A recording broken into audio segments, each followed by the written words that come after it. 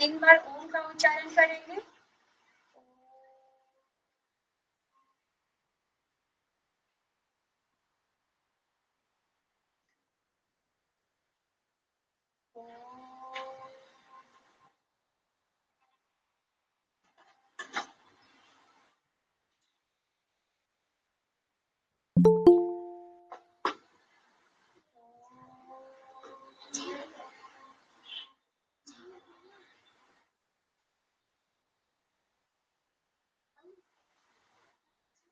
गायत्री मंत्र का जाप करेंगे। ओम भूर्भुवः स्वः तस्य वितुर्वरेण्यं भर्गो देवस्य धीमहि धियो यो नः प्रचोदयात्। ओम गुरुब्रह्मा गुरुविष्णु गुरुदेवो महेश्वर गुरु साक्षात् परब्रह्म तस्मै श्री गुरवे नमः। मैम इसमें संकल्प भी करना होगा या फिर कंप्लीट मतलब लास्ट कर दें? संकल्प करें, प्रतिज्ञा करते हैं। चलो हम प्रतिज्ञा करते हैं आजीवन यम और नियम का पालन करेंगे। हम प्रतिज्ञा करते हैं पूरे विश्व में योग का पताका फहराएंगे।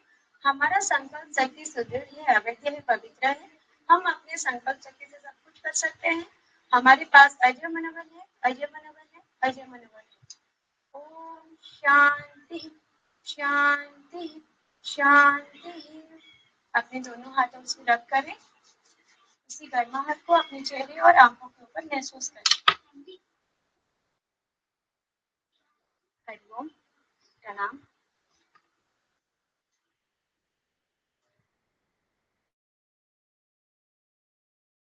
धन्यवाद ऋतु जी। अभी हम आज की कक्षा प्रारंभ करते हैं।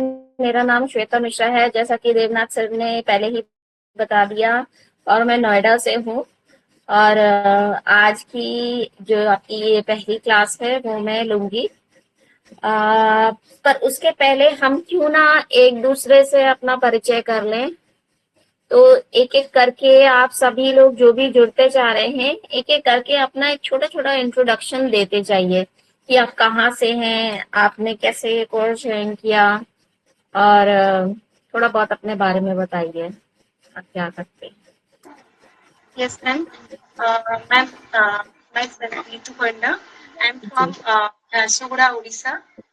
एक्चुअली मैम मैं योग में मैं अपने हेल्थ इशू के लिए मैं ज्वाइन की थी, लेकिन मुझे यहाँ पे बहुत कुछ सीखने के लिए मिला, इसलिए मैं इसमें एमए करना चाहती हूँ। मन किया कि नहीं चलो इसमें और कुछ अधिक जानते हैं, इसलिए मैं आप लोग ये भी बताइएगा, एक चीज मैं आपको इंटरप्ट कर रही हूँ, सॉरी। आप ये भी बताइएगा कि आपने योग में कोई और पहले कोई कोर्स किया है कि नहीं, सभी लोगों से, ठीक है। कुछ कोर्स किया है क्या, क्या कोर्स किया है वो बता दीजिए।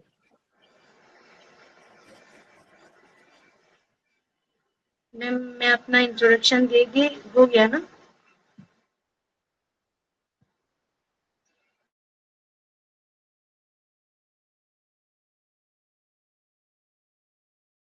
कोई भी अनम्यूट करें और बताएं। शशि जी आप बताइए। नमस्कार मैम। नमस्कार सर। हेलो एवरीवन, मेरा नाम है शशि नेगी, मैं देहरादून से हूँ और मैं योग के माध्यम में दिव्य योग एंड मेडिकल एसोसिएशन के थ्रू जुड़ी थी, नीरज सर और सरोज मैम के थ्रू। लास्ट ईयर से मैंने सर के पास ही प्रशिक्षण लिया था। बस रिसेंटली सर ने मुझे बोला कि देवनाथ सर और ऋषिकुल योग पीठ के द्वारा एमए परसुइंग हो रहा है, तो आप भी उसमें जरूर भाग लीजिए। तो जिसके रिगार्डिंग मैंने अभी इसमें एडमिशन लिया है। फिलहाल मैं सर के इंस्टीट्यूट में ही एज अ जुम्बा इंस्ट्रक्टर काम कर रही हूँ। धन्यवाद।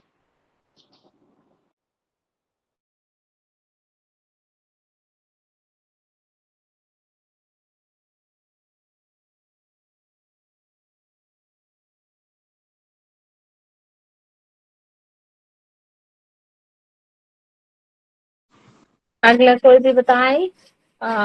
सर आप पूछ दीजिए, बता दीजिए कौन कौन है। नमस्ते मैम। सुमन जी, निशा जी। हाँ जी मैम, मैं निशा आर्य फ्रॉम कोटद्वार उत्तराखंड से। मेरा ये फर्स्ट टाइम है।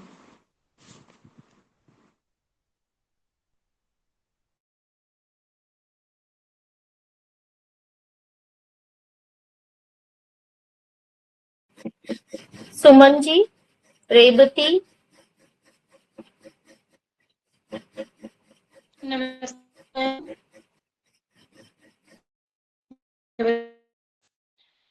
पीजी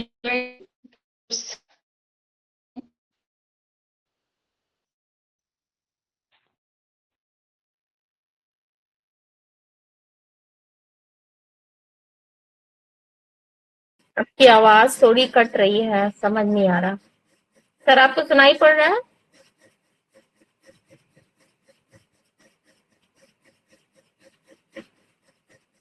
आप लोग सभी लोग अपना कैमरा ऑन रखिएगा प्लीज। जब क्लास चलेगी ना, कैमरा ऑन रखे तो थोड़ा हम इंटरैक्शन भी कर सकते हैं बीच बीच में। अदरवाइज मुझे पता नहीं चलता कि कौन लोग सुन रहे हैं, कौन लोग नहीं सुन रहे हैं। कोशिश यही करिएगा कि कैमरा ऑन रहे।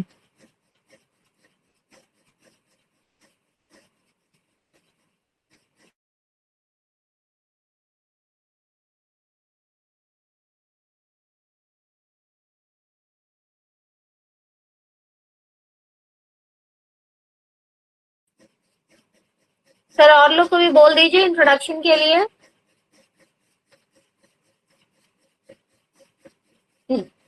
रेवती राणा जी, श्रीधर बिसोई, सुमन लता जी।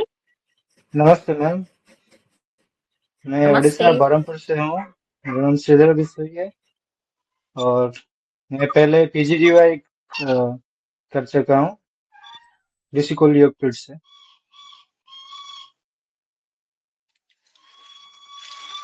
मैम मेरी वॉइस आ रही है?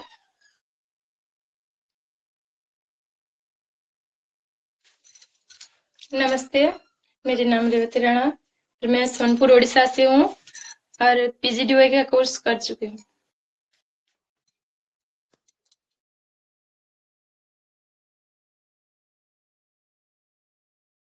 सुमन लता जी।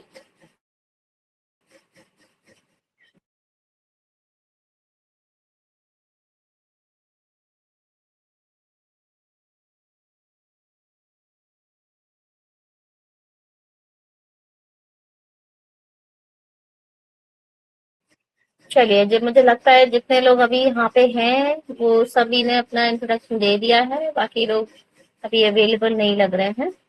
तो चलिए आज की क्लास हम शुरू करते हैं, जिसमें हम क्या सीखेंगे। आप सभी लोग, आप सबको बहुत बहुत बधाई मेरी ओर से कि आप सभी इतने अच्छा कोर्स एमए योगा आप सबने ज्वाइन किया है। योग की ये जो यात्रा है आपकी जो शुरू हुई है, वो मैं आशा करती हूँ कि एक बहुत सुंदर रूप ले और आप सब लोग बहुत लकी हैं। मैं तो यही कहूंगी। देखिए, जब मैंने ये अपने योग की यात्रा शुरू करी थी तब मेरे गुरुजी ने मुझे बोला था कि आप बहुत लकी हैं। सॉरी,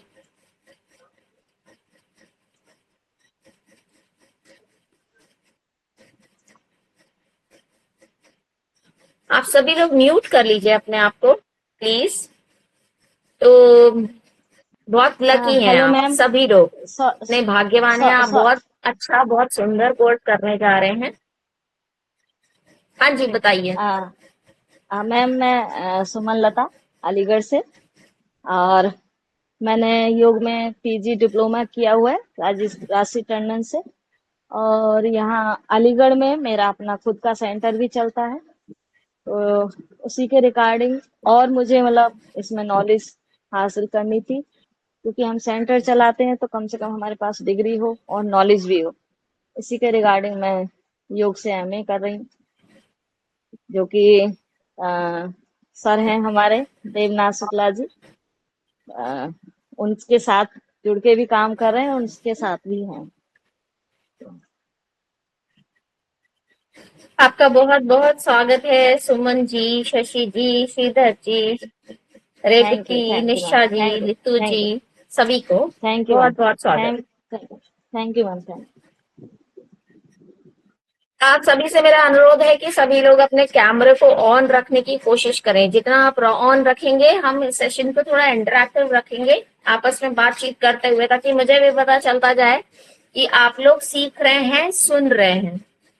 ठीक है, तो पहली जो चीज है वो ये है इंट्रोडक्शन टू योगा। जो एमए योगा का पहला टॉपिक है वो है इंट्रोडक्शन टू योग। क्या है योग? अब योग से लोग समझते हैं, जैसे कि मैंने ये चीज देखी, ये धारणा देखी है लोगों में कि योग हम आपसे अगर कोई पूछने जाएगा कि कोई योग के बारे में आप बताइए, योग क्या होता है, तो बहुत सारे लोग कहेंगे कि ये एक्सरसाइज है, बहुत सारे लोग कहेंगे ये आसन के बारे में होता है, और इसमें आसनास होते हैं, पोस्चर्स होते हैं। ये एक धारणा है लोगों में, बट एक्चुअली योग क्या है? अगर आपको एक डिजीज फ्री बॉडी चाहिए, शरीर चाहिए जो कि रोगों से मुक्त हो, आध्यात्मिक, मानसिक, शारीरिक रोगों से मुक्ति है योग।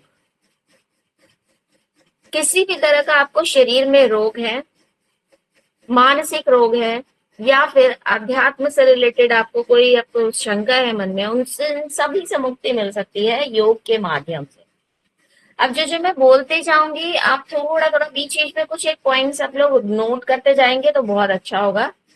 कि आपको इसकी पीडीएफ तो मिली हुई है इस सब्जेक्ट की। तो भगवान शिव जी को योग के आदि प्रणेता के रूप में माना जाता है। आप सभी को पता होगा कि सबसे पहले योग का ज्ञान भगवान शिव ने दिया पार्वती जी को। ठीक है, तो भगवान शिव योग के आदि प्रणेता माने जाते हैं, और चित्त की वृत्तियों का निरोध है योग, ये भी सभी को पता है। अब इसके बारे में हम आगे से आगे और समझेंगे। योग से धर्म और विद्या की रक्षा भी होती है। ये मैं बहुत बेसिक चीजें मैं आपको बता रही हूँ, उसके बाद फिर हम स्लाइड टू स्लाइड इसको समझने की कोशिश करेंगे। योग के ध्यान द्वारा ही ज्ञान प्राप्त किया जा सकता है, और ऐसा कहा जाता है कि योग के समान कोई बल नहीं होता। अब शरीर का हल्कापन, रोग का ना होना, शरीर में कांति बढ़ना, स्वर की मधुरता, शरीर से सुगंध आना, और मलमूत्र का अल्प मात्रा में आना, इन लक्षणों को योग की पहली सिद्धि समझना चाहिए। अब देखिए, जो मैं ये स्लाइड आपको दिखा रही हूँ, इसमें जो ये दूसरी स्लाइड देखिए, जो मेन स्लाइड है, इसका ओरिजिन कहाँ से हुआ? आप लोग को सबको मेरी लैपटॉप की स्क्रीन दिख रही है? स्क्रीन दिख रही है सभी को? हाँ जी, ठीक है। तो पहली चीज जो है, ये योग शब्द का उद्गम कहाँ से हुआ, ये कहाँ से आया ये शब्द? तो युज समाधो, युज समाधो, इसको नोट करिए। युज समाधो का मतलब होता है कि एक जगह आपको कॉन्सेंट्रेट करना है। आपने क्या किया? अपने ध्यान को कहीं भी लगाया, that means it is called समाधो, युज समाधो। टू यूनाइट या टू कॉन्सेंट्रेट इन समाधि। ठीक है, अब इसी में तीन चीजें हैं जो आपको समझनी होगी। तो दूसरा है युजिरो, या रुधादि गण में इसे कहते हैं joining of the individual soul with the supreme soul, यानी कि आत्मा, जो हमारी आत्मा है, ये पॉइंट नोट करिएगा। आत्मा का परमात्मा, सुप्रीम सोल क्या है? ईश्वर। तो मतलब ऐसा एक थोड़ा आपको समझने में ऐसा लगेगा कि ये तो बहुत बहुत भारी भरकम बात है, बट एक्चुअली में क्या है, जो हमारा इंडिविजुअल सोल है, जो हमारी आत्मा है, उसका परमात्मा से मिलन ही योग माना जाता है, योग। और जो तीसरा चीज है वो है controlling the senses, mind and body. यानी आपने क्या किया? अपने सेंसेस को, सेंसेस कौन से हुए? हम सबको पता है हमारे 5 सेंसेस होते हैं, यानी कि हमारा जो सुनने की शक्ति, देखने की शक्ति, सूंघने की शक्ति, टच करना, हमारे 5 सेंस ऑर्गन्स हैं, आईज, नोज, ईयर्स, स्किन, टंग। ठीक है, तो ये जो है, ये हमारे हम कैसे अपने जो सेंस ऑर्गन्स हैं उनको कंट्रोल करें, अपने माइंड को, और अपनी बॉडी को कंट्रोल करें, ये है, इसको भी योग कहते हैं। तो योग का लिटरल मीनिंग क्या हुआ? To unite. किसका union? Union of self with higher consciousness. ठीक है, बहुत मेन पॉइंट, सबसे मेन पॉइंट यही है जो आपको ये सीखने लायक है कि union of self with higher consciousness. जब आप समाधि में बैठते हैं ना, जब आप ध्यान में बैठते हैं, तो आप क्या करते हैं? आप अपने इनर सेल्फ को उस परमात्मा से जोड़ते हैं, और यही योग का परम लक्ष्य होता है। योग का परम लक्ष्य है क्या? कैवल्य। आप लोगों ने सबने कभी जो कोर्सेज किए हैं तो उनमें पढ़ा भी होगा कि योग का परम लक्ष्य क्या है? कैवल्य। ठीक है, तो अब आप देखिए, इसमें मैंने इसको इसे एक्सप्लेन किया है। युज समाधो, जो पहला जो टेबल बनाया हुआ है उसमें देखिए, युज समाधो का मतलब हुआ कि कंसंट्रेशन। ठीक है, आपने किसी जगह पे फोकस किया। पतंजलि जी का, जो महर्षि पतंजलि ने डेफिनेशन में क्या बताया? उन्होंने कहा कि योगश चित्त वृत्ति निरोधा। ये सबसे महत्वपूर्ण डेफिनेशन है योग की। ये आता भी है अक्सर एग्जाम में। देखिए, मैं आपको जो भी पढ़ाऊंगी उसको आप ये चीज समझ के चलिए कि ये परीक्षा के पॉइंट ऑफ व्यू से, और ये ही योग का सार यही है। योगश चित्त वृत्ति निरोध, योग चित्त की वृत्तियों का निरोध है। ठीक है, यानी कि जो हमारी फ्लक्चुएशंस हैं बॉडी की, माइंड की, उन सबको हम स्टॉप कर दें, रोक दें, वही योग है। अब दूसरी चीज क्या होती है? यूजिरो के हिसाब से क्या आया? Merging individual soul with universal consciousness. Upanishad के हिसाब से यूनियन ऑफ जीवा एंड ब्राह्मण। ये देखिए यहाँ पे लिखा है यूनियन ऑफ जीवा एंड ब्राह्मण। और तीसरी चीज क्या है? डिसिप्लिन। हमने जब अपने शरीर पे कंट्रोल कर लिया, अपने माइंड और अपने बॉडी पे कंट्रोल कर लिया, अपने सेंसेस पे कंट्रोल कर लिया, ये भी इसको योग कहते हैं।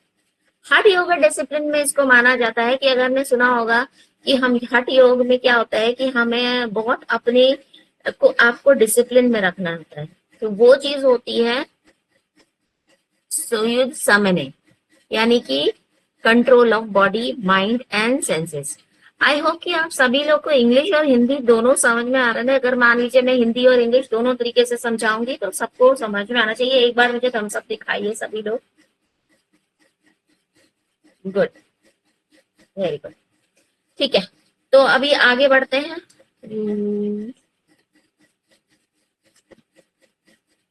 अच्छा, योग का ये जो शब्द है इसका ओरिजिन क्या है? इसका ओरिजिन बेसिकली माना जाता है ऋग्वेद से। आपको पता है? आप में से कोई मुझे बताएगा कि कितने वेद हैं? हाथ उठा के बताइए, अनम्यूट करके अपने आप को। मैम 4 वेद हैं। कितने वेद हैं? कौन कौन से? Rigveda, Samaveda, Yajurveda, Atharvaveda. Very good, thank you Litu ji. Litu ji ना, किसने बताया मुझे? Yes ma'am, Ritu. हाँ जी, हाँ जी, धन्यवाद लितू जी। सही कहा आपने कि 4 वेद हैं। अब 4 वेदों में हाँ ऐसा माना जाता है कि योग शब्द का ओरिजिन कहाँ से है? ऋग्वेद से। आज से लगभग 5000 साल पहले जब हड़प्पा मोहनजोदड़ो की खुदाई हुई, उस टाइम में कुछ जो आर्कियोलॉजिस्ट थे, मतलब ऐसा माना जाता है कि आर्कियोलॉजिस्ट ने डिस्कवर किया कि आज से 5000 साल पहले Mohenjodaro civilisation, Indus valley civilisation जिसे आपने सुना होगा, उनके आइडल्स मिले, कुछ मूर्तियां मिली, कुछ अवशेष मिले, नर देवता के भी अवशेष मिले, जिनको कि ऐसा कहा जाता है कि ये एक तो ये 3 फेज थे और ये ऐसा डिपिक्ट कर रहे थे, ऐसा शो कर रहे थे कि ये योग मुद्राओं में थे। इनमें से कुछ एक स्ट्रक्चर्स, कुछ एक स्कल्पचर्स ऐसे थे जो कि ऐसा देख के लगता था कि योग की मुद्राओं को शो कर रहे हैं। ठीक है, तो इसलिए ऐसा मान लिया गया कि योग का आरंभ आज से लगभग 5000 साल पहले हुआ है। ठीक है, अभी इसमें देखिए, इसमें जो अगला पॉइंट है वो ये है कि मेन सोर्सेस क्या है, from which we get the information about yoga practices and the related literature during this period। कौन कौन से सोर्सेस हैं, कौन कौन से स्रोत हैं, वो आप नोट करिए। वेदास हैं, जो 4 वेद हैं, उनको कहा जाता है कि वो सोर्सेज हैं, मेन सोर्सेज हैं। अगर आप अपनी लिखावट में लिखेंगे ना, जैसे जब हम बोलते जाते हैं क्लास में और आप लोग अपनी लिखावट में लिख लें, ये मैं एक टिप बता रही हूँ, तो आपके लिए भी वो चीज बाद में पढ़ना और उससे रिलेट करना और याद करना आसान होता है। आपको नोट्स मिलते हैं, आपको पूरी पीडीएफ मिलेगी, लेकिन जब आप इसको सुनते समय, जब क्लास को टीचर को सुनते समय आप नोट्स बनाते हैं, जो छोटे छोटे पॉइंट्स आप लिखते हैं, उससे आपके लिए दोहराना बहुत आसान होता है। तो मेन सोर्सेज क्या है? पहला है वेदास, 4 वेद जो हैं उनको मेन सोर्स माना जाता है। फिर इसके बाद फिर जो 108 उपनिषद्स हैं, उपनिषद्स भी सोर्स माना जाता है योगिक प्रैक्टिसेस का। योग का जो उद्गम है वो उपनिषद से भी है, स्मृतिज भी हैं, और महात्मा बुद्ध और साथ ही साथ महात्मा लॉर्ड महावीर, इनकी जो टेक्स्ट है, इनको भी योगिक प्रैक्टिसेस का मेन लिटरेचर माना जाता है।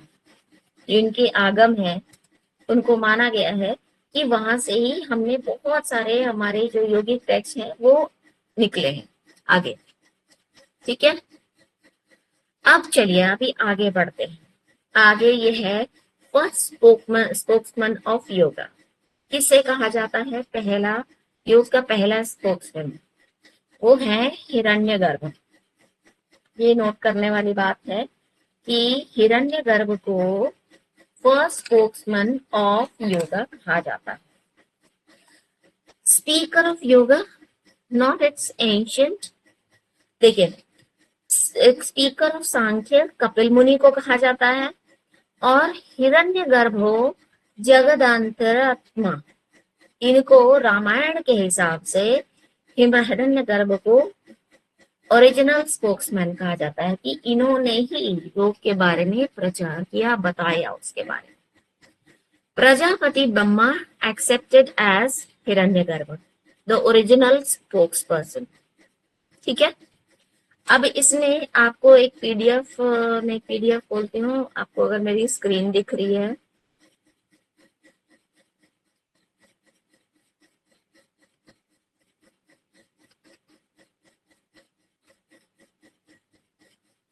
आप सब मेरी स्क्रीन देख सकते हैं ना लैपटॉप की। इसमें देखिए, ये पहला ये जो सूत्र है ये बड़ा इंपॉर्टेंट है।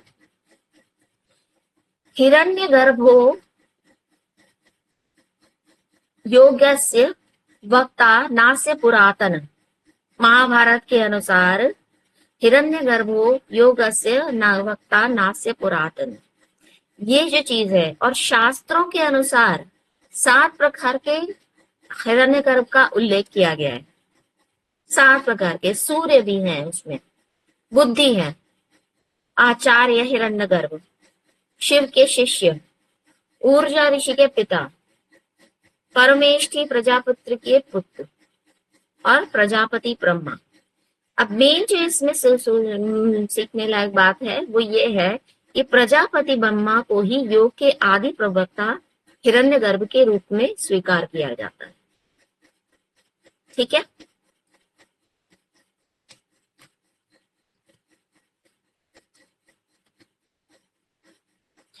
ये कुछ एक सूत्र हैं, इनमें से आप जो है, जैसे ये वाला सूत्र है हिरण्यगर्भो योगस्य निमित्त नास्य पुरातन, ये इंपॉर्टेंट है। जो महाभारत का सूत्र है वो याद करने लायक है। अब सबसे महत्वपूर्ण चीज आती है,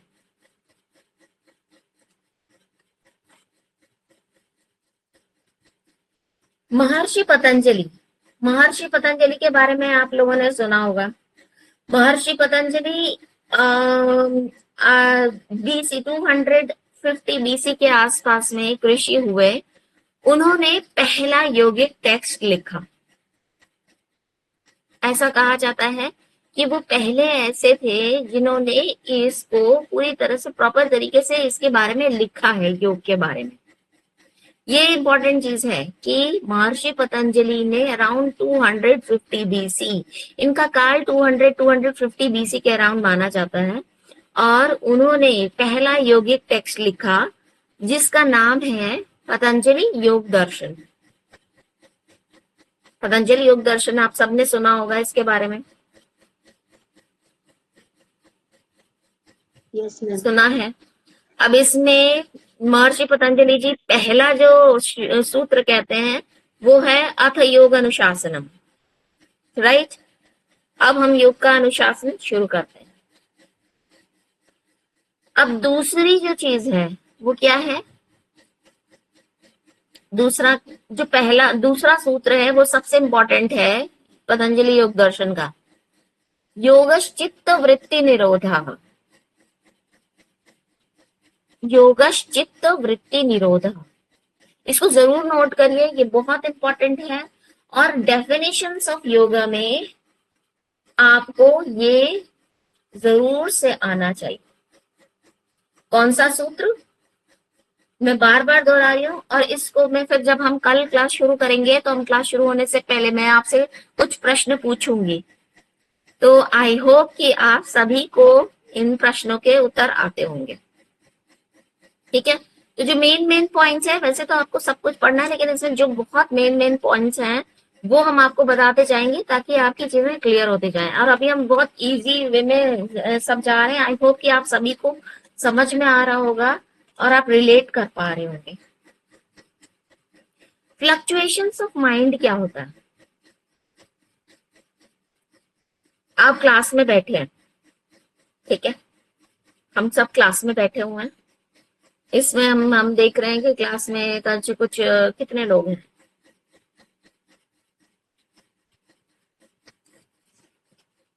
कुछ लोग बैठे हैं और कुछ लोगों का ध्यान तो क्लास में है, कुछ लोगों का ध्यान क्लास से बाहर, क्या खाना बन रहा है, अभी मुझे खाना बनाना है, क्योंकि ज्यादातर मुझे लेडीज दिख रही है, तो लेडीज को तो घर के काम करने ही होते हैं, है ना।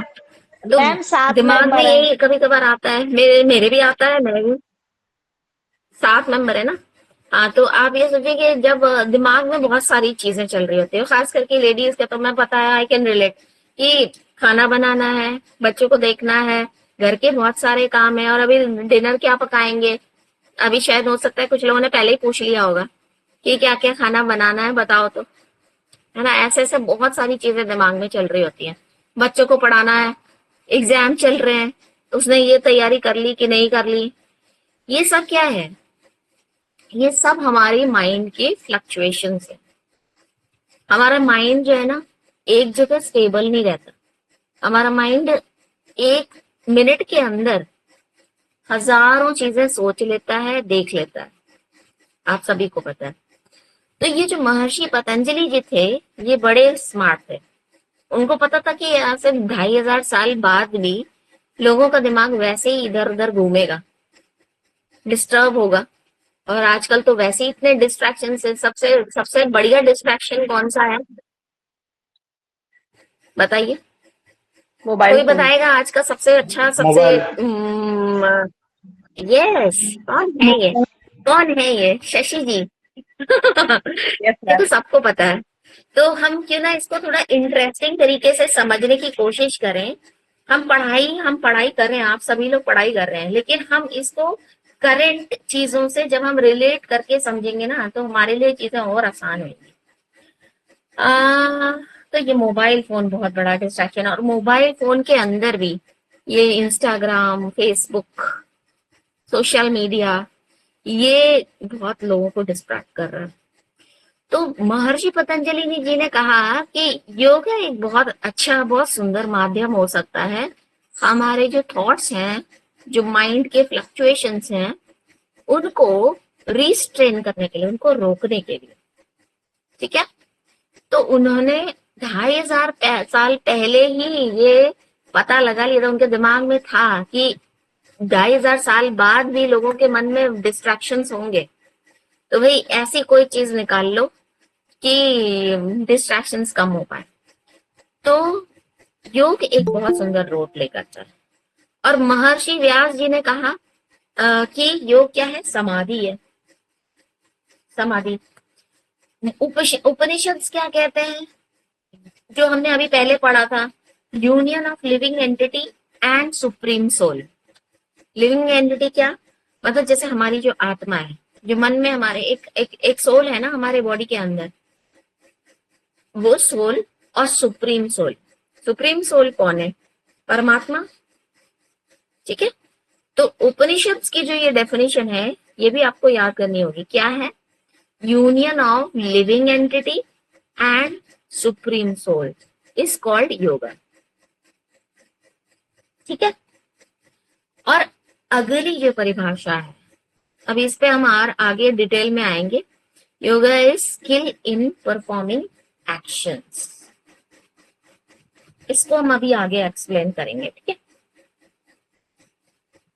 हाँ ये देखिए, ये वही जो भी हम लोगों ने सीखा, डेफिनेशंस ऑफ योगा।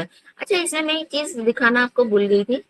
इसमें देखिए, ये जो फर्स्ट स्पोक्समैन ऑफ योगा, आपको मेरी स्लाइड दिख रही है ना, पीपीटी दिख रही है, इसमें ये जो आपको राइट साइड में एक ये फोटो दिख रही है, ये मोहनजोदड़ो की खुदाई में जो निकले जो रिमेन्स थे, उसमें इस तरह के स्कल्पचर्स, इस तरह के पत्थर पाए गए, और इनमें से कुछ आकृतियां ऐसी थी जो कि ऐसा देख करके लगता है कि ये हैं तो उस जमाने की, लेकिन ये इनमें से कुछ आकृतियां योग के पोस्चर्स में, आसनों में बैठे हुए थे। तो ऐसा प्रतीत होता है कि ये आसनों में बैठे हैं या कोई प्राणायाम या मुद्रा लगा रहे हैं।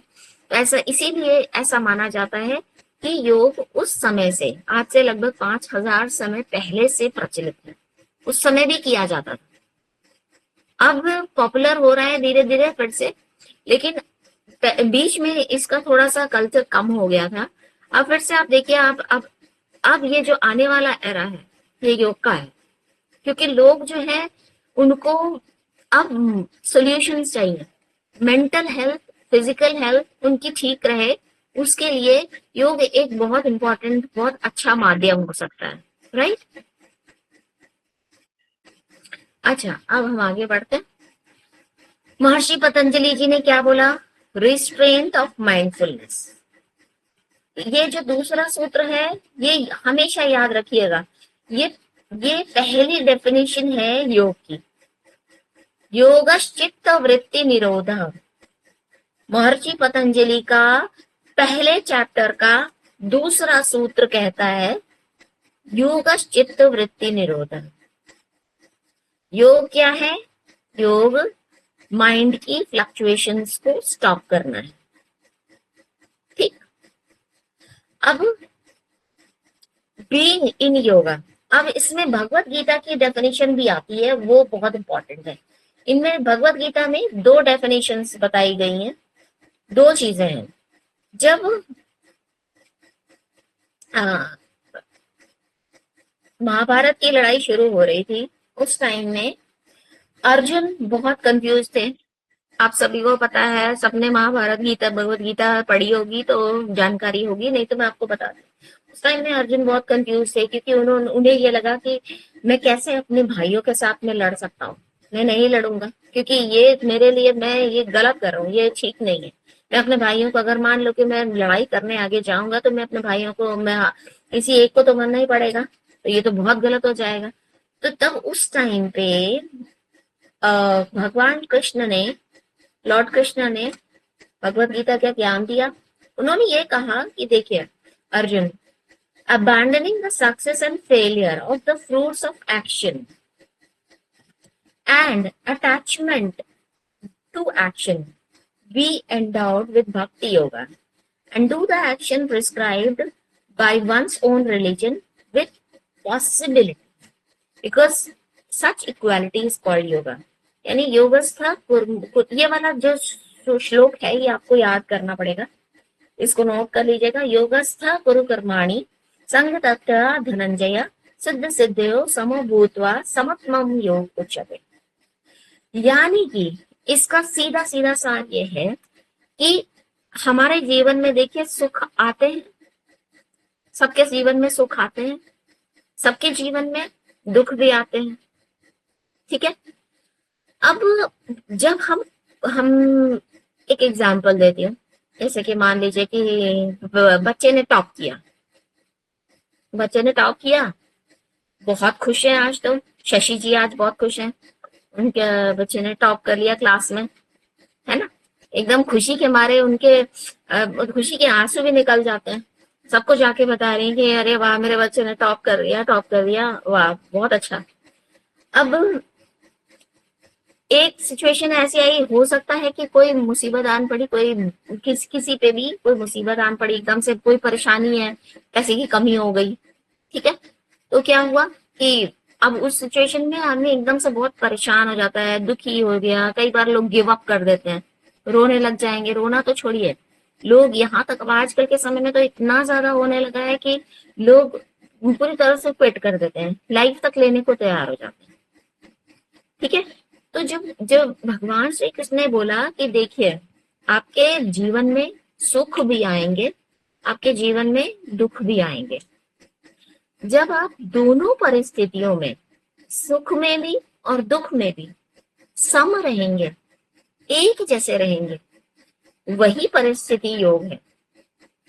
याद रखना है कि दुख आए कभी बहुत ज्यादा नहीं, हाँ मतलब ओवर एक्साइटमेंट, दुख आया तो एकदम टूट गए, वो नहीं करना है।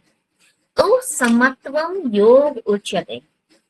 अब ये बहुत सारे एग्जाम्स में भी आपसे पूछा जा सकता है कि योग की परिभाषा, भगवत गीता के अनुसार योग की परिभाषा किस सूत्र में ली गई है। आपको इस तरह से ध्यान रखना होगा कि भगवत गीता के दूसरे अध्याय के 48वां श्लोक में 2 का 48, इसमें योग की परिभाषा बताई गई है, समत्वम योग उच्यते। हर परिस्थिति में सम रहना ही योग है, ठीक है।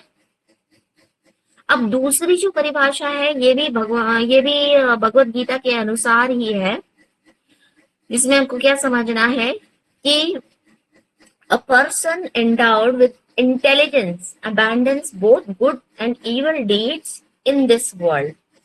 Therefore, practice yoga, for yoga is the skill in performing actions. क्या है योग? क्या है? कर्म में कुशलता। आपको कोई काम दिया, सपोज मान लीजिए कि आप में से कोई वर्किंग है, या आप में से कोई जो है, हम सभी हाउस वाइफ हैं। देखिए बाहर काम करना एक अलग चीज है, और घर में भी काम, बहुत सारे काम होते हैं।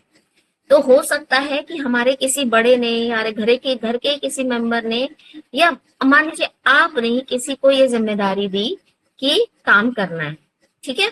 आपको ये काम, आपने अपने बच्चे को एक जिम्मेदारी दी कि देखो तुम्हें ये चैप्टर पूरा कंप्लीट करके रखना है, ठीक। अब वो चैप्टर, वो बच्चा जो है वो योगा कर्मसु कौशलम क्या फॉलो करेगा। जब उसको बोला गया 1 घंटे में तुमको ये काम कंप्लीट करके रखना है, ये चैप्टर कंप्लीट कर लेना है, 1 घंटे में बच्चे ने वो क्या चैप्टर कंप्लीट कर लिया, पूरा कर लिया। क्या किया उसने? और बहुत अच्छे से याद किया, बिना कोई गलती किए उसने आपको सारा सुना दिया, लिख के दिखा दिया। तो ये क्या माना जाएगा? ये उसने अपने कर्म में कुशलता दिखाई। एक गृहिणी का, या एक आदमी जो कि घर से बाहर निकल के जाता है, काम करते हैं, पैसे कमा के लाते हैं, या कोई औरत है वो भी घर के सारे काम निपटाती है। तो हम सब लोग जब अपना 100% देते हैं अपनी ड्यूटी की तरफ, अपने काम की तरफ, वही होता है कर्म में कुशलता। योगः कर्मसु कौशलम, ठीक है। अब मुझे, अच्छा चलिए अभी थोड़ा टाइम हुआ, अभी मैं आपसे एक चीज पूछती हूँ कि रिस्ट्रेंट क्या है। अब मान लीजिए कि मैं कहूँ कि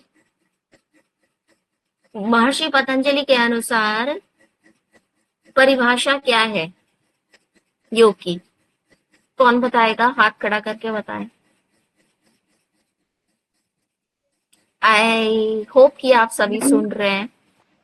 हाँ योग शशि जी आप बताइए, आप ही का कैमरा ऑन है। अच्छा ठीक है मैम, ओके। महर्षि पतंजलि के द्वारा कि योग मतलब आप अपने जो फ्लक्चुएशन ऑफ माइंड है, उन्होंने उसके लिए कहा था कि फ्लक्चुएशन, उन्होंने आज से 2500 साल पहले इसको इसलिए किया था कि आज के बाद जब योग के लिए वो होगा तो फ्लक्चुएशन ऑफ माइंड, डिस्ट्रैक्शन ना हो, इसको स्थिर लाने के लिए योग का उन्होंने मतलब शुरुआत की थी। और हिरण्य गर्भा फर्स्ट स्पोक्समैन थे हमारे हिरण्य गर्भा महर्षि पतंजलि। योग दर्शन इसकी बात मैंने की। अब मतलब मेरा मैंने जो आपसे जो सुना उसमें यही था कि उन्होंने डिस्ट्रैक्शन ऑफ माइंड को डाइवर्ट ना हो हमारा माइंड इधर उधर, इसके लिए उन्होंने योग पता वो किया था। बिल्कुल सही कहा आपने, थैंक यू शशि जी।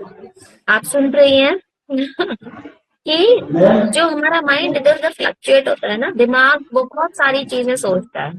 जब योग हमें क्या, योग एक माध्यम है कि हम कैसे अपने माइंड की फ्लक्चुएशंस को रोक लें, हमारा माइंड एक जगह कंसंट्रेट हो।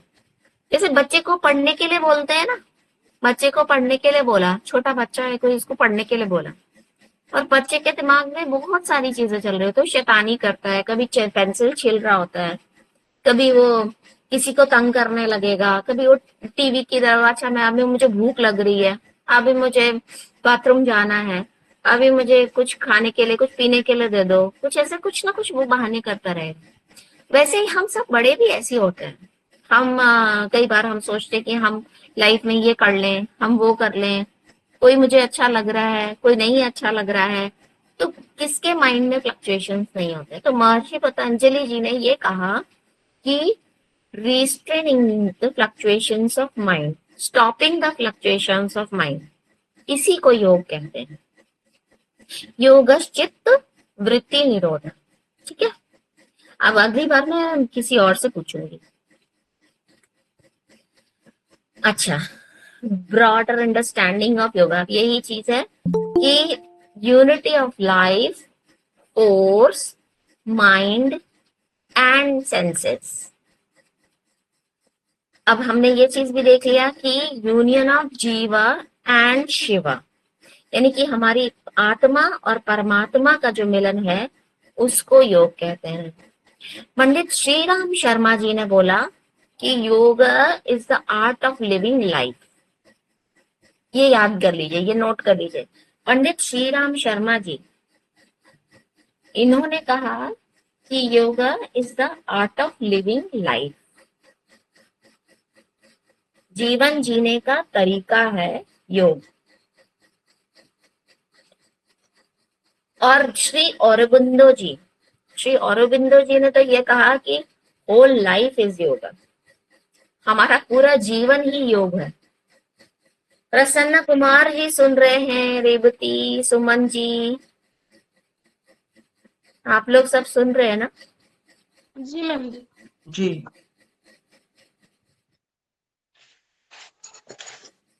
हाँ जी, सुन रहे हैं ना रेवती जी? जी मैम जी। आपको समझ आ रहा है? Okay nice. जी हाँ, तो होल लाइफ इज योगा, ये किसने कहा? आपसे पूछा जा सकता है, जैसे मान लीजिए कि अभी मैं कल आपसे पूछूंगी कि किसी ने कहा, किसी ने, कोई एक योग गुरु थे, उन्होंने ये कहा कि हमारा तो पूरा जीवन ही योग है, कोई एक पार्ट नहीं है योग, हमारा जो पूरा जीवन ही है वो ही योग होता है। हम जीवन में कुछ भी करते हैं वो सब योग का हिस्सा है, ऐसा श्री औरोबिंदो जी ने कहा। औरोबिंदो जी का एक आश्रम भी है, आप लोग में से किसी को पता हो अगर, औरोबिंदो जी बहुत बड़े योग गुरु हैं हमारे देश के, और इनका आश्रम है। कहाँ पे है वो आश्रम, कोई बता पाएगा? किसी को जानकारी है? श्री औरोबिंदो जी जो है वो ये पौंडीचेरी में, पुडुचेरी बोलते हैं साउथ में, साउथ इंडिया में, उनका एक आश्रम है ऑरोविलो आश्रम के नाम से जाना जाता है वो आश्रम। और उन्होंने ये कहा कि हमारा पूरा जीवन ही योग है। सवाल कुछ इस तरह से भी आते हैं कि मतलब मान लीजिए कोई आपको एक कॉम्पिटिटिव एग्जाम देने जा रहे हो, मैं आपको एक चीज बताती हूँ, कोई कॉम्पिटिटिव एग्जाम देने जा रहे हो तो उसमें किस तरह से सवाल आप हो सकता है आप में से कोई लोग वाईसीबी का तैयारी करी है, आप में से किसी ने वाईसीबी जानते हैं, योगा सर्टिफिकेशन बोर्ड, जानते हैं इसके बारे में? अच्छा, no ma'am. Government of India का एग्जाम है तो मैं बताती हूँ। अच्छा, तो मैं बताती हूँ कि जब इसमें आपसे मान लीजिए आपसे सवाल पूछा जाएगा, उसमें ऐसे होता है कि whole life is yoga. Suppose ये टर्म दिया आपको, पूछेंगे कि कौन से योग ऋषि थे, योग महर्षि थे जिन्होंने ये बोला कि हमारा पूरा जीवन ही योग है। तो आपको पता होना चाहिए कि कौन है, श्री अरविंदो। ठीक है, बहुत सिंपल है। अब कोई ये भी हो, आर्ट ऑफ लिविंग लाइफ, ये किसने बताया? पंडित श्रीराम शर्मा जी ने। ठीक है, आगे बढ़ते हैं। अब देखिए पर्पस ऑफ योगा क्या है। पर्पस ऑफ योगा है all round development of life. जब आप योग का अभ्यास करते हैं अपनी लाइफ में तो आपका फिजिकल डेवलपमेंट भी होगा। फिजिकल डेवलपमेंट कैसे होगा? क्योंकि हम योग में क्या करते हैं, हम आसनों की प्रैक्टिस करते हैं, राइट। आसनों की जब हम प्रैक्टिस करते हैं तो हम आसन की प्रैक्टिस से हमें क्या अचीव होता है? फ्लेक्सिबिलिटी आती है बॉडी में, हमारी बॉडी जो है वो स्ट्रेंथ भी बढ़ती है, स्टेमिना बढ़ता है। जब आप मान लीजिए हम देख रहे हैं एक फोटो में किसी ने अपना प्रोफाइल फोटो लगा रखा है रेवती जी ने कि चक्रासन कर रही हैं। तो चक्रासन करते समय क्या हुआ, उनके हाथों की ताकत भी बढ़ी, बैक की स्ट्रेंथ भी बढ़ी। बैक हमारा स्ट्रांग बनता है ना, जब हम मान लीजिए हम चक्रासन करते हैं तो हमारा बैक स्ट्रांग बनता है। ऐसे ही बहुत सारे आसन हैं जिनसे हमें फ्लेक्सिबिलिटी भी मिलती है। तो हमारा ऑलराउंड डेवलपमेंट कैसे हुआ योग की प्रैक्टिस से? पहली चीज फिजिकल स्टेबिलिटी आई, फिजिकल स्ट्रेंथ बढ़ी। दूसरा मेंटल स्ट्रेंथ भी बढ़ी। मेंटल कैसे? मेंटल स्ट्रेंथ इस तरह से बढ़ी कि हमने माइंड हमारा स्टेबल हो जाता है। हम जो बहुत ज्यादा जैसे जब हम प्राणायाम करते हैं तो प्राणायाम जो जैसे मान लीजिए आपने अनुलोम विलोम प्राणायाम सीखा, हमारे जो बॉडी की इम्यूनिटी है, शरीर की जो रोग प्रतिरोधक क्षमता है वो बढ़ती है जब हम प्राणायाम प्रैक्टिस करते हैं। हमारी बॉडी के टॉक्सिन्स निकल जाते हैं शरीर से, जो क्या बोलते हैं विजातीय तत्व हैं वो सारे निकल जाते हैं जब हम षटकर्म करते हैं। षटकर्म होते हैं बॉडी को डिटॉक्स करने के लिए। Spiritual, moral and social, spiritual growth भी होती है क्योंकि जब हम मान लीजिए कुछ हम में से कुछ प्रैक्टिशनर्स ऐसे होंगे जो कि भक्ति योग की तरफ जाएंगे, और भक्ति योग में क्या होता है कि उसमें चैंटिंग होती है, उसमें आपको भगवान की आराधना में लोग समय बिताते हैं। तो स्पिरिचुअली वो क्या होता है, वो गॉड से कनेक्ट होने लगते हैं, राइट। तो हमारा ऑल राउंड डेवलपमेंट हुआ, हमारा फिजिकल डेवलपमेंट भी हुआ, हमारा मेंटल, स्पिरिचुअल और सोशल डेवलपमेंट भी हुआ, राइट। और मॉरल डेवलपमेंट किस तरह से? देखिए मॉरल डेवलपमेंट भी अभी आप आगे पढ़ेंगे कि योग में क्या है कि सत्य अहिंसा के पथ पे चलते हैं।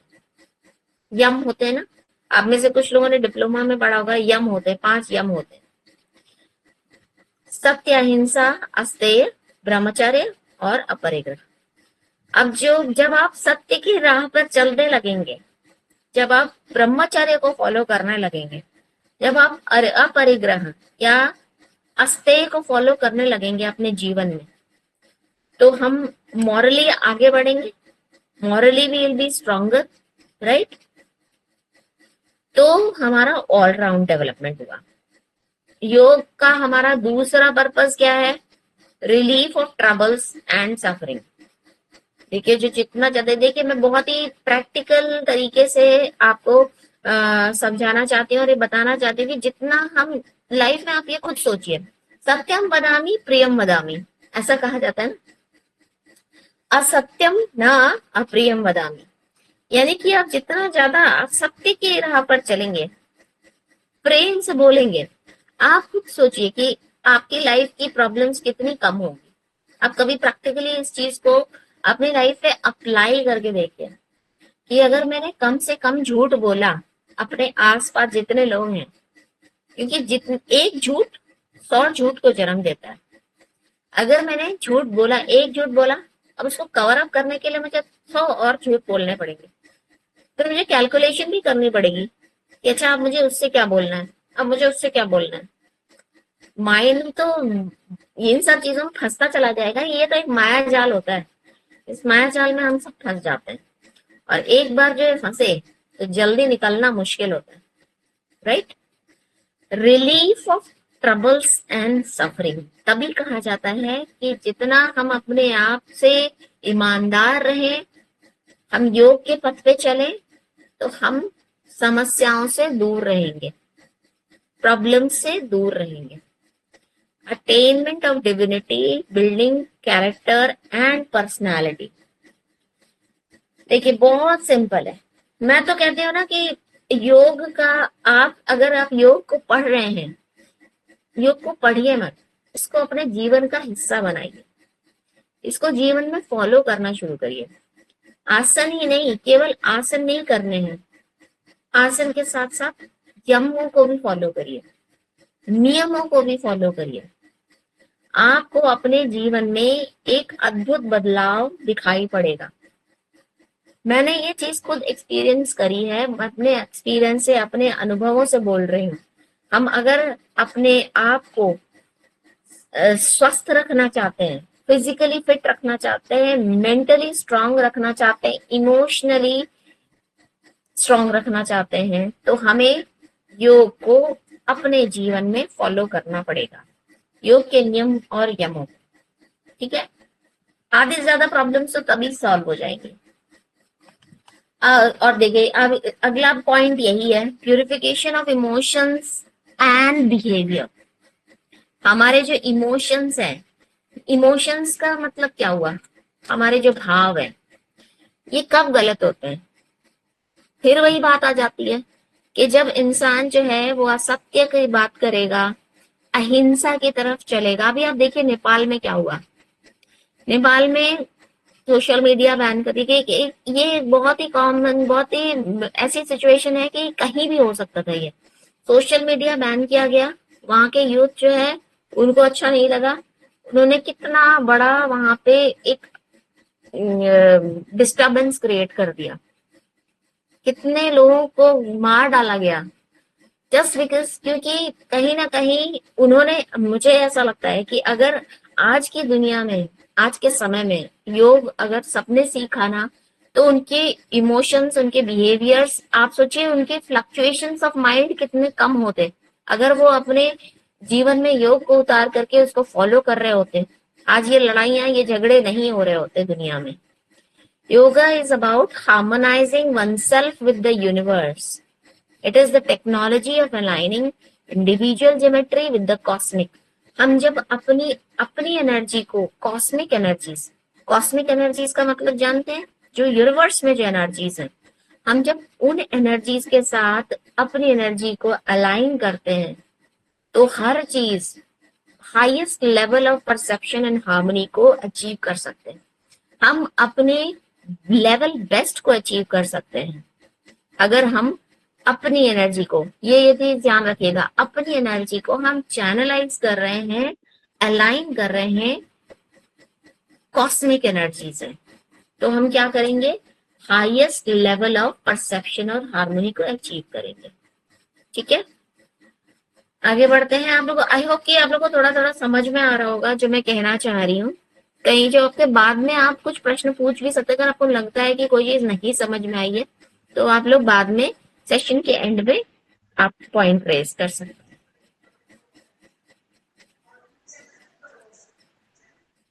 अच्छा, importance of yoga.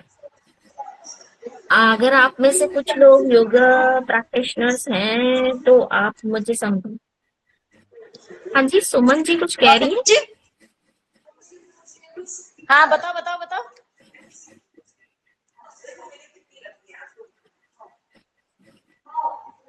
Suman ji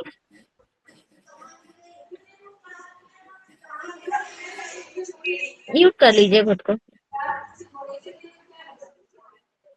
mute करिए सुमन जी।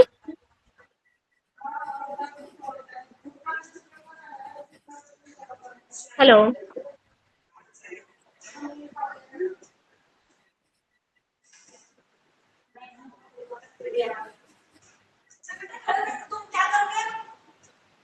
देवनाथ सर,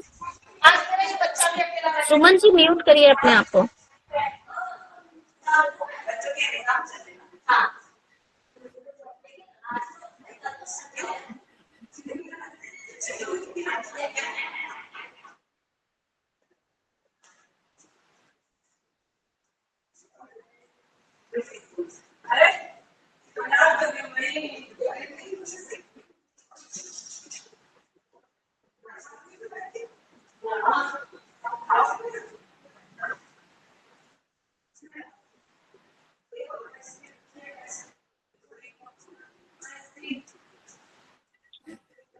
आप लोग मुझे सुन सकते हैं?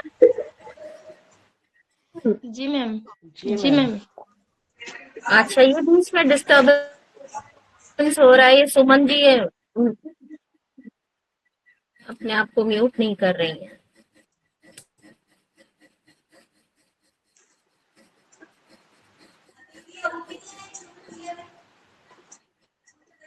ठीक है, एनीवेज सुमन जी म्यूट करिए अपने आप को,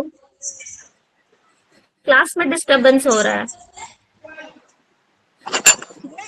ठीक है, वो सुन नहीं रही है, छोड़िए। इम्पोर्टेंस ऑफ योगा क्या है?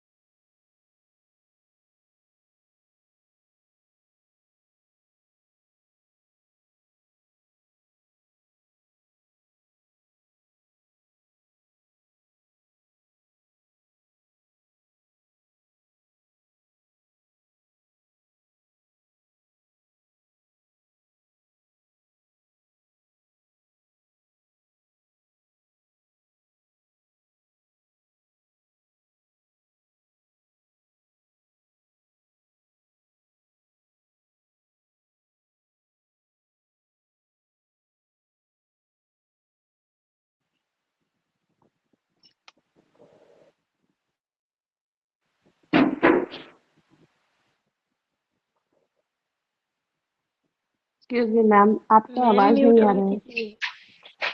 मैम आप म्यूट है। हाँ, थैंक यू। अरे वो मैसेज टाइप करने लग गई थी। ठीक है, तो इम्पोर्टेंस ऑफ योगा, योगा का महत्व क्या है हमारे जीवन में? फिजिकल इम्पोर्टेंस क्या हुई? हम सबको पता है कि अगर हम चाहते हैं रोग रहित शरीर हो, इसको जरूर नोट करिएगा इन पॉइंट्स को, कि if we want a disease free body we need yoga. हमें चाहिए, अगर रोग रहित शरीर, शरीर में किसी तरह की कोई व्याधि, कोई परेशानी, कोई बीमारी ना हो, तो हमें योगा को अपने लाइफ का एक हिस्सा बनाना पड़ेगा। ऐसा भी कहा जाता है कि योग हमें ओल्ड एज से बचाता है। ठीक है, अमर नहीं करता, बट हाँ ओल्ड एज, हमारे जैसे जो हमारी एज है वो, इसे एंटी एजिंग भी कहा जाता है कभी, क्योंकि हमारी एज जो है वो धीरे धीरे बढ़ेगी अगर हम योग को सही तरीके से फॉलो करेंगे, नियम के साथ में फॉलो करेंगे, तो ओल्ड एज धीरे धीरे आती है। ठीक है, तो आप सब में से जो लोग चिरायु बने रहना चाहते हैं, हमेशा सुंदर यौवन युवा बना रहना चाहते हैं, तो आप क्या करेंगे? ओल्ड योग को फॉलो करेंगे। और अगली चीज है मेंटल इंपॉर्टेंस, स्टेडीनेस और क्लैरिटी आती है योग से। क्या आता है? मेंटल इंपॉर्टेंस बहुत जरूरी है, स्टेडीनेस, हमारे विचारों में शुद्धता आती है, विचारों में क्लैरिटी आती है, हम ज्यादा फोकस्ड हो जाते हैं जब हम योग को फॉलो करते हैं। हम डाइसी जैसे हमारा कई बार होता है ना कि हमारे दिमाग में कोई हमारे आइडिया आया, 2-3 चीजें आई हैं, अब हमें चाहिए कि हमें एक ही उनमें से डिसाइड करना है कि हमें यही करना है, तो हम विजडम हमारे अंदर ज्यादा अच्छा आ जाएगा अगर हम योग को अपने लाइफ का हिस्सा बनाएंगे। स्टेडीनेस एंड क्लैरिटी आती है। यूनियन विद द डिवाइन, ये हम सुने चुके हैं कि आत्मा का परमात्मा से मिलन होता है जब हम योग का जो हमारा परम लक्ष्य है वो क्या है, आत्मा का परमात्मा से मिलन। Family and social significance, harmony and ethical living, हम ज्यादा अच्छे तरीके से प्रेम और सद्भाव से रहते हैं अपने परिवारजनों के साथ यदि हम योग को अपने लाइफ में अपनाते हैं। ठीक है। और हमारी प्रोडक्टिविटी, आप सभी को पता है कि अगर हम रोगों से दूर रहेंगे, हमारा शरीर अगर रोगों से दूर होगा, हम मेंटल क्लैरिटी होगी, तो हमारी एफिशिएंसी अपने आप ही बढ़ जाएगी, राइट। हम ज्यादा अच्छे तरीके से काम कर पाएंगे। अगर मान लीजिए कि श्वेता को हर समय, हर दूसरे दिन, चौथे दिन पैरों में दर्द होता रहता है या सिर में दर्द होता रहता है, तो वो अपने घर के काम सही तरीके से कर पाएगी? जैसे वो कर सकती है वैसे वो नहीं कर पाएगी। अगर मैं पूरी तरह से स्वस्थ रहूंगी तो मैं अपने घर के काम, बाहर के काम अपने 200% एफिशिएंसी के साथ कर पाऊंगी, राइट। तो better productivity and resource use, और साथ ही साथ सबसे इंपॉर्टेंट पॉइंट है एथिकल सिग्निफिकेंस, यानी कि हम सेल्फ डिसिप्लिन्ड हो जाते हैं। खाने का, सोने का, व्यायाम का, हर एक चीज का, हर एक आदत का हमारे लाइफ में एक रूटीन बन जाता है।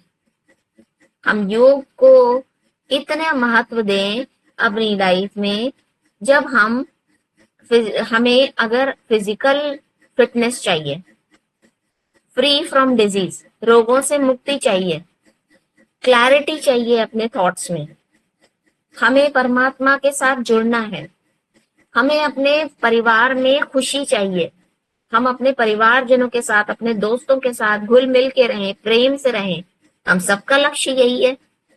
और साथ ही साथ हमारी प्रोडक्टिविटी, जो हम जिस तरीके से काम कर रहे हैं, अगर हम बिना बीमारी, अब हमारे शरीर में बीमारी नहीं आती। देखिए मैं हूँ, मुझे योग अभ्यास करते हुए बहुत साल हो गए, 8-10 साल हो गए, तो आज की डेट में मेरी एफिशिएंसी, मैं कहूंगी आज से, जैसे मैं 15 साल पहले जैसी थी वैसे के वैसे आज भी मैं उससे बेहतर काम कर लेती हूँ।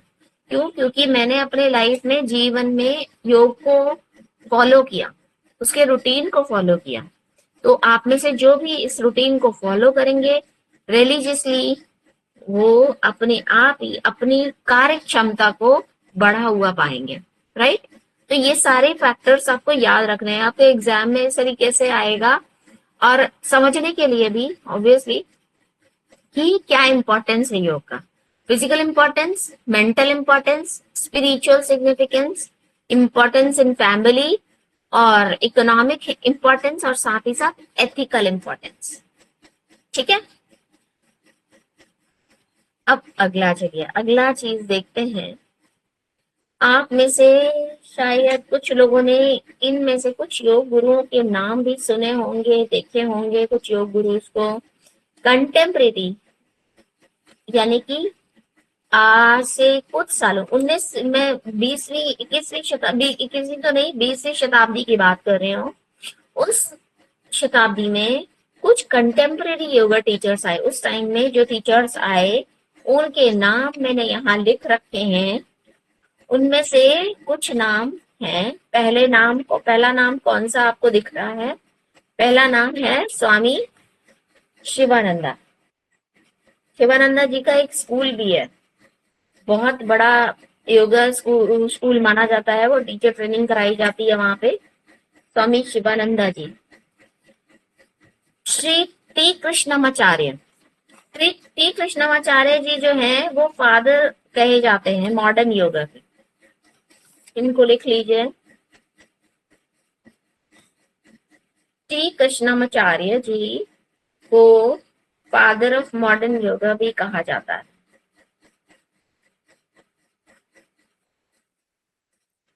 अच्छा, इसमें अब तीसरा नाम आप देख रहे होंगे, स्वामी कुवलयानंदा। स्वामी कुवलयानंदा जानते हैं कोई, कौन है ये स्वामी कुवलयानंदा?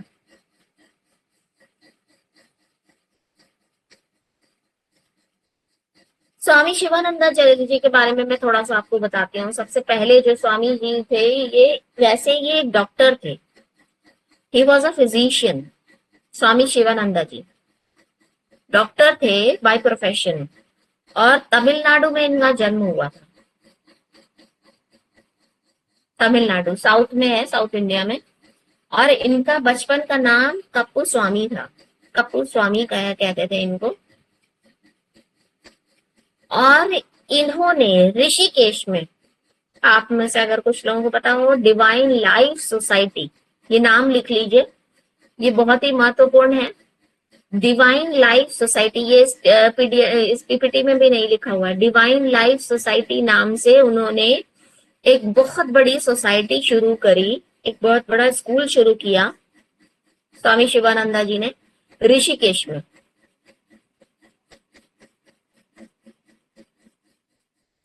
जिसका कि काम ही है पूरे दुनिया भर में योग का प्रचार प्रसार करना। स्वामी शिवानंदा जी का स्कूल है, उसका नाम है, याद रखिएगा, डिवाइन लाइफ सोसाइटी। अच्छा, अब मैं अगले जो गुरु जी हैं जो बहुत बहुत बहुत पॉपुलर हैं, टी कृष्णमाचार्य, तिरुमलई कृष्णमाचार्य जी, वो भी साउथ के ही हैं। आई थिंक उनका, हाँ, उनको फादर ऑफ मॉडर्न योगा बोला जाता है। टी कृष्णमाचार्य जो दूसरा नाम है, फादर ऑफ मॉडर्न योगा उनको कहा जाता है, टी कृष्णमाचार्य जी। और ये षट दर्शन के बहुत बड़े विद्वान माने जाते हैं, और he was Ayurvedic healer, Ayurveda से लोगों को ठीक कर देते थे। और इनके जो फेमस डिसाइपल्स हैं, स्टूडेंट्स हैं, उनमें एक नाम बड़ा पॉपुलर है, BKS अयंगर। नीचे उनका नाम लिखा हुआ है, सबसे नीचे सेकंड लास्ट में देखिए, BKS अयंगर। और पट्टाभी जोइस, ये जो इनके ऊपर जो नाम है पट्टाभी जोइस, दिलीप जी महाराज, ये इनके मेन डिसाइपल्स कहे जाते हैं, उनको सिखाया था इन्होंने। अभी आप लोग केवल इतना याद रखिए, टी कृष्णमाचार्य को फादर ऑफ मॉडर्न योगा, मैं कल पूछूंगी इसके बारे में, फादर ऑफ मॉडर्न योगा कहा जाता है टी कृष्णमाचार्य जी को, ठीक है। और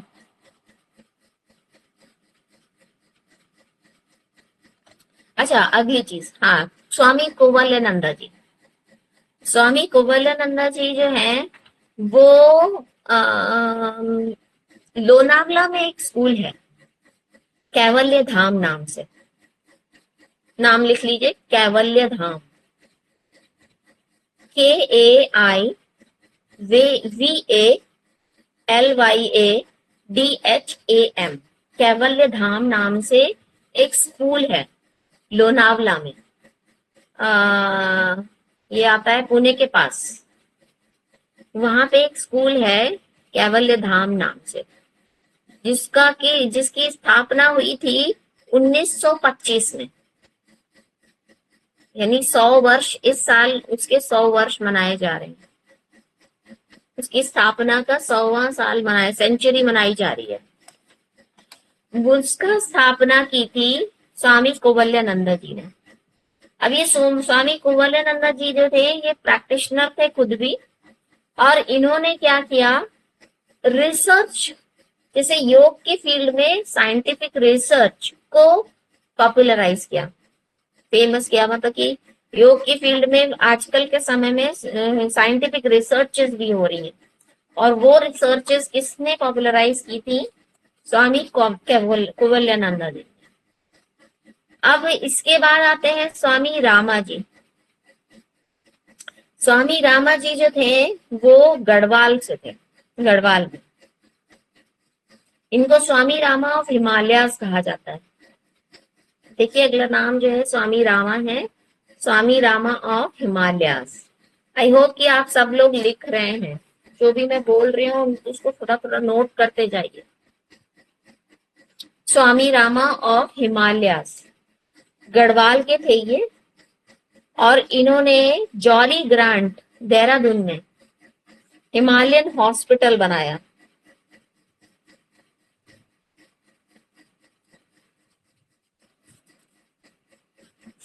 अच्छा, अब आते हैं महर्षि महेश योगी जी। महर्षि महेश योगी जी, इनको ट्रांसेंडल मेडिटेशन, ट्रांसेंडल TRANS लिख लीजिए, ट्रांसेंडल मेडिटेशन, इसके गुरु माना जाता है। TM गुरु, तो शॉर्ट फॉर्म में इनको TM गुरु भी बोलते हैं। TM गुरु। ये जो अभी शायद निशा जी ने बताया था ना कि आप गढ़वाल से हैं, आप देहरादून से हैं। जी मैम, स्वामी राम जी का तो जानते हैं, हाँ, जॉली ग्रांट। आपने बताया था ना? हाँ जी, हाँ जी। हाँ करेक्ट, आपको पता होगा क्योंकि उधर ही है इनका हॉस्पिटल। उन्होंने एक जॉली ग्रांट में हिमालयन हॉस्पिटल भी बनवाया हुआ है। हाँ जी। हाँ, तो अच्छा आगे चलते हैं, आगे बढ़ते हैं। महर्षि महेश योगी जी, TM मेडिटेशन गुरु बोलते हैं इनको, TM गुरु। महर्षि महेश योगी जी जो थे, वैसे तो ये छत्तीसगढ़ में पैदा हुए थे। छत्तीसगढ़, MP का जो अलग हुआ हिस्सा है उसको छत्तीसगढ़ बोलते हैं, और वहां पे इनका जन्म हुआ। और इन्होंने 1957 में, 1957 में TM मूवमेंट स्टार्ट किया। और एक बहुत ही मजेदार बात बताती हूँ आपको कि एक रॉक बैंड होता था, रॉक ग्रुप होता था उस टाइम में, जिसका नाम था बीटल्स। बीटल्स आप में से कुछ लोगों ने सुना भी होगा, बीटल्स बहुत फेमस थे। वो 1950s की बात बता रही हूँ। तो उस टाइम में ये जो हमारे महर्षि महेश योगी जी थे, उन्होंने वो बीटल्स जो है वो इनके फॉलोअर बन गए, इनको फॉलो करने लगे। जो रॉक बैंड था, बीटल्स फॉलो करने लग गए TM जी को, महर्षि महेश योगी जी को।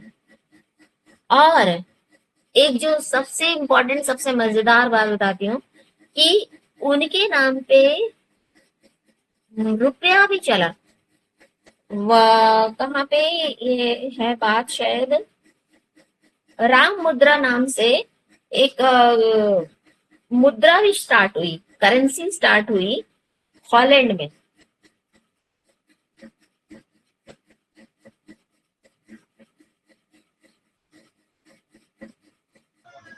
मैम ठीक है, वो मुद्रा और का नाम ये जैसे कि मैंने आपको बताया, ये राम मुद्रा, राम मुद्रा, RM।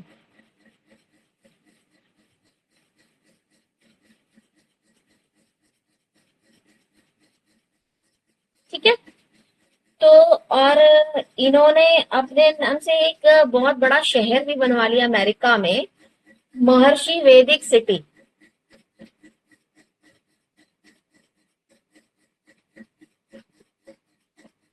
देखिए ये योग गुरुज कितने पॉपुलर और कितने इन्फ्लुएंशियल हो गए। इन्होंने भारत ही नहीं बल्कि विदेशों में भी योग का प्रचार प्रसार किया, और इतना पॉपुलराइज किया इसको कि लोग इनको, बड़े बड़े लोग इनको फॉलो करने लग गए। मतलब कई विदेशी, कई अमेरिकन, कई यूरोपियंस इनको फॉलो करने लग गए। और पूरी तरह से मतलब इनके आप जाइए, आप, मुझे ध्यान नहीं आ रहा, बीटल्स आश्रम भी है यहाँ पे। आप जाएंगे उत्तराखंड में, बीटल्स आश्रम भी है। ऋषिकेश में है मैम। ऋषिकेश में। ऋषिकेश में बीटल्स आश्रम भी है। वो जो महर्षि हाँ, महेश योगी जी थे 84 कुटिया नाम से। वो, हाँ जी, तो ये जो महर्षि महेश योगी जी थे इन्होंने इतना पॉपुलराइज किया, लोग इनके बिल्कुल दीवाने बन गए। उन्होंने ऐसा मतलब उसको पहले तो खुद साधना करी और उसके बाद उन्होंने सबको अपने ऐसे उनको बहुत अच्छा लगने लगा। जब अमेरिकन्स ने देखा कि अरे वाह इससे तो बड़ा फायदा होता है, तो सबने इसको फॉलो करना शुरू कर दिया। तो अच्छा, अब ये थे कंटेम्परेरी योगा गुरुज। अब इसमें डीके एस अयंगर जी थे, ये टी कृष्णमाचार्य जी के डिसाइपल थे। जैसा कि मैंने पहले ही बताया कि टी कृष्णमाचार्य जी के डिसाइपल्स में कौन थे, डीके एस अयंगर, पटाभी जोएस, ये सब उनके फॉलोवर्स थे, उनके स्टूडेंट्स कह लीजिए। और ये स्वामी सत्यानंद सरस्वती जी जो है, स्वामी सत्यानंद सरस्वती जी जो थे ये स्वामी शिवानंदा जी जो पहले हम लोगों ने पहले योग गुरु पढ़े उनके डिसाइपल थे। ठीक है, स्वामी शिवानंदा जिन्होंने डिवाइन लाइफ सोसाइटी बनाई, और स्वामी सत्यानंद सरस्वती जिन्होंने बिहार स्कूल ऑफ योगा उसको बनाया। क्या? बिहार स्कूल ऑफ योगा, जो कि बहुत बड़ा स्कूल माना जाता है, बहुत रेप्यूटेड स्कूल है योग का हमारे देश में।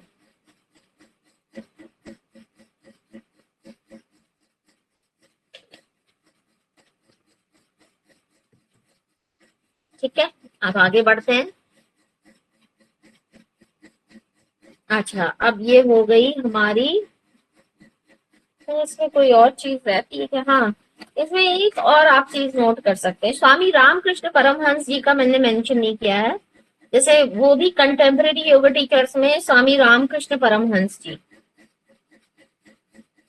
मैं स्लाइड में डाला नहीं है, भूल गए होंगे, आप ये भी नोट कर लीजिए, स्वामी रामकृष्ण परमहंस जी। ये तो हम सभी जानते हैं, स्वामी विवेकानंद जी के गुरु हैं, गुरु माने जाते हैं। और ये बंगाल में इनका दक्षिणेश्वर काली मंदिर वो बड़ा फेमस है। और इनकी शादी हुई थी माँ शारदा जी से। इनके बचपन का नाम गदाधर था। और कामारपुकुर, बंगाल में एक जगह है कामारपुकुर, वहां पे इनका जन्म हुआ था। और योग की कंटेम्परेरी योगा गुरुज में स्वामी विवेकानंद का नाम तो सर्वोपरि है। यहाँ पे ही मैंने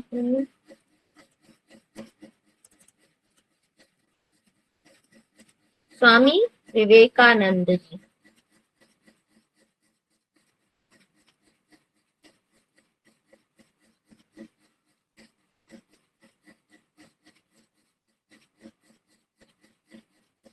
ठीक है, स्वामी विवेकानंद जी जिनका की जन्म हुआ जनवरी 1863 में, कहाँ पे? बंगाल में। और राजयोग की मॉडर्न फिलॉसफी, मॉडर्न वेदांता, नव्य वेदांता भी जिसे कहा जाता है, या राजयोग के ऊपर इन्होंने बहुत काम किया।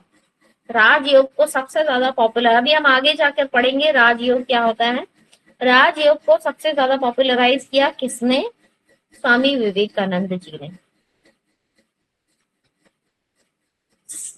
1902 में 39 इयर्स की आयु में इनका निधन हो गया था।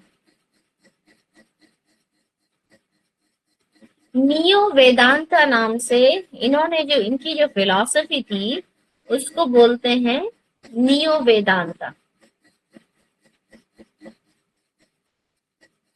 उस फिलॉसफी को क्या बोलते हैं? नियो वेदांता। याद रखिएगा, ये स्वामी विवेकानंद जी की जो फिलॉसफी है उसको बोला जाता है नियो वेदांता, ठीक है। Ancient Hindu plus modern western ideas based on Advaita Vedanta.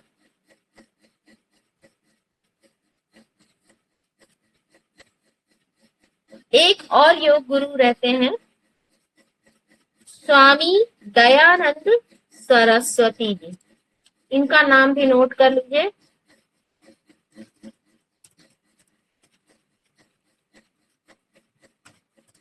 Swami Dayanand Saraswati ji, जिन्होंने आर्य समाज का गठन किया। आर्य समाज,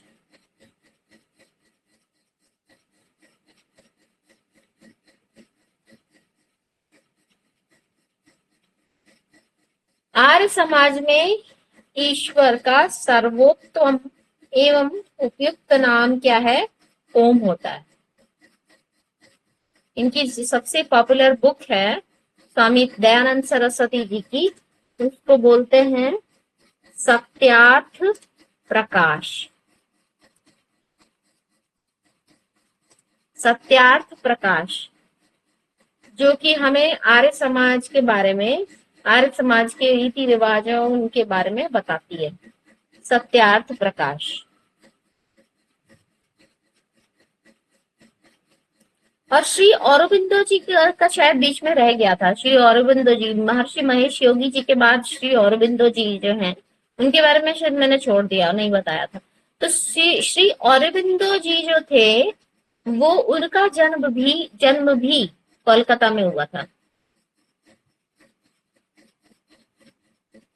और उन्होंने जिस योग को प्रचार प्रसार किया, उसको उन्होंने नाम दिया इंटीग्रल योगा। क्या नाम दिया? इंटीग्रल योग।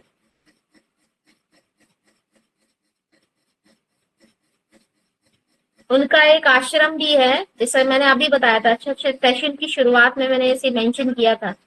कौन सा आश्रम है, कहाँ पे है, कोई बताएगा? मैम पौंडीचेरी। पौंडीचेरी। हाँ करेक्ट, पुडुचेरी में उनका एक आश्रम है। उस आश्रम का नाम है ऑरोविले आश्रम। ग्लोबल विलेज बोलते हैं उसको। वो एक छोटा सा शहर है समझ लीजिए, और उसको औरोबिंदो घोष जी ने ही स्थापना की थी उस आश्रम की। ऑरोविले आश्रम या ग्लोबल विलेज जिसे बोलते हैं।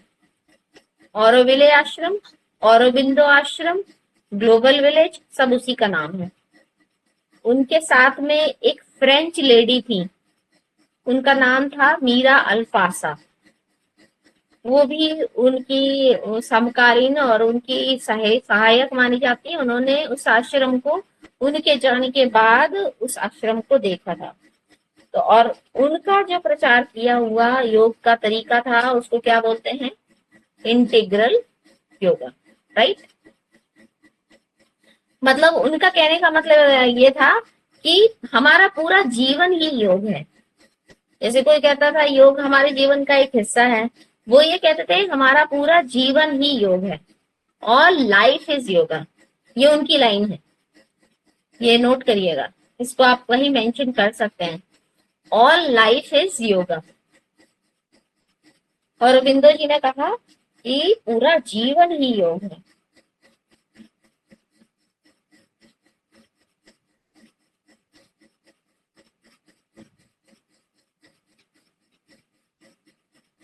ठीक है, आई थिंक आज के लिए तो काफी हो गया है। अब एक बार हम पूरा शुरू से देखते हैं, जहां जहां हम लोगों ने क्या क्या सीखा आज।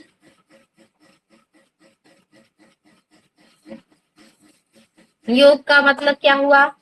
माइंड, बॉडी एंड स्पिरिट का यूनियन, या फिर ये कह लीजिए सेल्फ का परमात्मा से, आत्मा का परमात्मा से मिलन। ठीक है। हाँ, इसकी रूट्स कहाँ पे है? वेदास में। जो पहला योग का सबसे पहले इस वर्ड का यूज कहाँ पे हुआ? वेदास में। और वेद में भी कहाँ पे? कौन से वेद में? ऋग्वेद में। ठीक है। Indus valley civilisation. हाँ जी, मैम ऋग्वेद बोली। हाँ जी, बिल्कुल सही, बिल्कुल सही। तो ऋग्वेद में, और इसके बाद फिर हमने क्या सीखा कि हाँ, जब हड़प्पा मोहनजोदड़ो की खुदाई हुई तो उस टाइम में हमें पता चला कि आज से 5000 साल पहले भी जो हमें अवशेष मिले उनसे ऐसा ये अनुमान लगाया गया कि 5000 साल पहले की योग का जो उद्गम है, उद्भव है, वो 5000 साल पहले से माना जाता है। ठीक है। हिरण्यगर्भ को ओरिजिनल स्पोक्स पर्सन माना जाता है योग का। और yoga is both a philosophy and practice for holistic development. अगर आप अपना संपूर्ण विकास करना चाहते हैं, अगर हम सब अपना संपूर्ण विकास physical, mental, emotional, spiritual, social, moral विकास करना चाहते हैं, तो हमें योग को समझना होगा, योग को अपने जीवन में अपनाना होगा पूर्ण रूप से, संपूर्ण रूप से। और योग का पर्पस क्या है? Transformative lifestyle leading to harmony and liberation. अब लिबरेशन का मतलब क्या हुआ? लिबरेशन का मतलब आजादी। आजादी, आजादी, हम सबको चाहिए आजादी, है ना? कोई बताएगा ये लिबरेशन का क्या मतलब होता है? आप में से कोई अगर अपना थॉट कुछ रखना चाहे तो बताइए। अटैचमेंट से मुक्ति में बताइए निशा जी। मीना जी, आप मुझे सुन रही हैं? कैमरा ऑन कर लीजिए ताकि मैं देखूं तो आप सबके चेहरे। मैम बालों में मेहंदी लगी हुई है इसलिए मैं नहीं ऑन नहीं कर पा रही हूँ, ऑकवर्ड हो जाएगा बहुत। अच्छा, निशा जी आप बताइए। आप दिख रही हैं मुझे, लित्तो जी दिख रही हैं, दो मैम तीन लोग हैं जो दिख रहे हैं, बाकी सब तो छुपे बैठे हैं। डिप्रेशन का मतलब मुक्ति हो सकता है ma'am, detachment from the worldly matters, मुक्ति, अपने आप को मुक्त करना मोह माया से, अटैचमेंट से, बंधनों से, और मतलब और अच्छा, को मर्ज करना कि जीवन का उद्देश्य हो चाहिए। करेक्ट। देखिए, फिलोसॉफिकल मतलब तो यही हुआ कि मोह माया से, जीवन से मुक्ति, यही तो है योग। योग का जो अल्टीमेट एम है, कैवल्य होता है ना, कैवल्य, मोक्ष जिसे बोलते हैं, लिबरेशन। हम सब ये जो वर्ल्डली चीजों में फंसे हुए हैं ना, इन सब से हम जब निकल जाएंगे तो वही तो है योग, वही है परम उद्देश्य, यही है योग का। आपने बिल्कुल सही कहा। और अच्छा चलिए, अब थोड़ा थोड़ा सा हम आप लोग को आई होप समझ में आ गया होगा अभी आज जितना हम लोगों ने सीखा, थोड़ा बहुत जो भी सीखा है पिछले 1.5 घंटे में, 1.5 पौने 2 घंटे में, उतना आपको समझ में आ गया। आप में से किसी को कोई डाउट है? कोई चीज ऐसी लग रही है जो अभी समझ में नहीं आ रही है? अभी हमने बहुत बेसिक से शुरू किया है। कोई चीज ऐसी जो लग रही है? अभी तो हम हाँ जी, बताइए।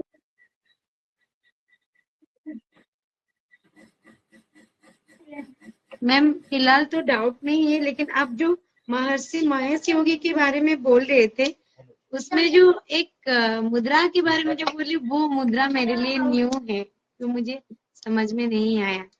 राम मुद्रा ऐसे कुछ बोले। मुद्रा, हाँ, मैं वो एक्चुअली क्या हुआ ना कि महर्षि महेश योगी जी जो थे वो बहुत पॉपुलर हुए पूरे दुनिया में, पूरे मतलब भारत ही नहीं, बाहर के देशों में भी वो बहुत पॉपुलर हो गए। तो उन्होंने जब लोगों को इतना ज्यादा, लोगों के ऊपर अपना एक, जब लोगों के ऊपर इतना अपना इन्फ्लुएंस बना लेते हैं ना लोग, कि लोग उनको बहुत ब्लाइंडली फॉलो करने लग जाते हैं। तो उन्होंने क्या किया, उन्होंने कहा कि अब हम बाहर की कोई कोई करेंसी नहीं यूज करेंगे, जैसे हम रुपया नहीं या डॉलर नहीं यूज करेंगे। हमारा जो ये शहर जो हमने बनाया है, उसमें हम अपनी बनाई हुई करेंसी यूज करवाएंगे और उस करेंसी को उन्होंने नाम दिया राम मुद्रा। आप गूगल पे भी सर्च करोगे आपको मिलेगा।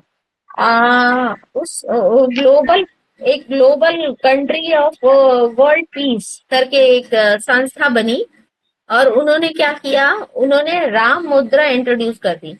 जैसे रुपया इंट्रोड्यूस होता है, रिलीज होता है मार्केट में, वैसे ही उन्होंने अपनी करेंसी चलानी शुरू कर दी कि अब हमारा जो ये शहर है महर्षि वैदिक सिटी, अब इसमें यही करेंसी चलेगी, बाहर की कोई करेंसी नहीं चलेगी। जैसे होता है ना कि हम किसी दूसरे देश में गए तो क्या हुआ, अगर हम यहाँ से जाएंगे चाइना तो चाइना में हमें ये नहीं यूज होगा, वहां पे रुपया नहीं चलेगा। तो पहले हम क्या करते हैं, हम उसको कन्वर्ट कराते हैं उस देश की करेंसी में, फिर वहां जाकर यूज करते हैं। तो उन्होंने भी यही खेला, उन्होंने भी यही किया कि उन्होंने अपनी एक करेंसी बना ली और कहा कि अब हमारे शहर में यही करेंसी यूज होगी। तो वो चीज होगी। तो ये है। और कोई निशा जी बताइए, आप कुछ पूछना चाहते हैं, कुछ कहना चाहते हैं, कुछ शेयर करना चाहते हैं तो, क्योंकि आपने वीडियो ऑन रखा हुआ है तो मुझे बड़ा अच्छा लगा, कम से कम मैं देख पा रही हूँ, वरना मुझे लगेगा मैं किनको समझा रही हूँ। लीतू जी है वो भी वीडियो ऑन कर, अभी और कोई भी थी पहले, उन्होंने वीडियो ऑन करके रखा हुआ था पर अभी वो नहीं है।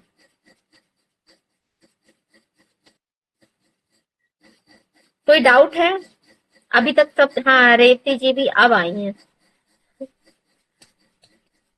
अभी तक कोई डाउट हो, कुछ चीज ऐसी जो आपको नहीं समझ में आ रही हो? मैंने अच्छा क्लास अच्छा बीच अच्छा। में ज्वाइन किया आप था। कहाँ पे हैं रेवती जी? उड़ीसा में? सोनपुर उड़ीसा से हूँ।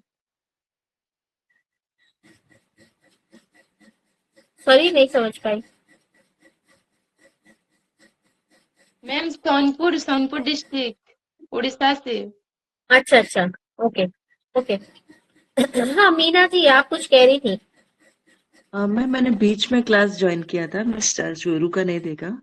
तो मैं ये जानना चाह रही थी, जो सेज पतंजलि को हम फाउंडर की तरह या जानते हैं, नहीं मैं थोड़ा कंफ्यूज थी। कंटेम्पररी योग टीचर्स मतलब नहीं फाउंडर? देखिए, नहीं नहीं नहीं देखिए, नहीं, सेज पतंजलि जो थे ये तो बहुत बाद में आए। ये तो मतलब आप समझिए 200-250 ईसा पूर्व की बात है, जब ये इनको वैसे तो देखे देखिए कुछ टेक्स्ट में ऐसा भी कहा जाता है कि ये शेषनाग के अवतार माने जाते हैं। और इन्होंने जो है पहला यौगिक टेक्स्ट लिखा, ये फाउंडर नहीं है। पहले आदि योगी तो शिव जी को माना जाता है और फर्स्ट स्पोक्स पर्सन ऐसा कहा जाता है, स्पोक्समैन हिरण्यगर्भ।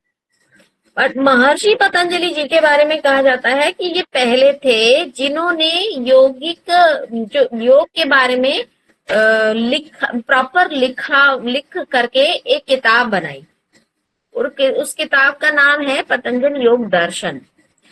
तो अगर आपसे कोई ये पूछे कि who is the person who has written the first yogic book, yogic text, तो आप क्या बोलोगे?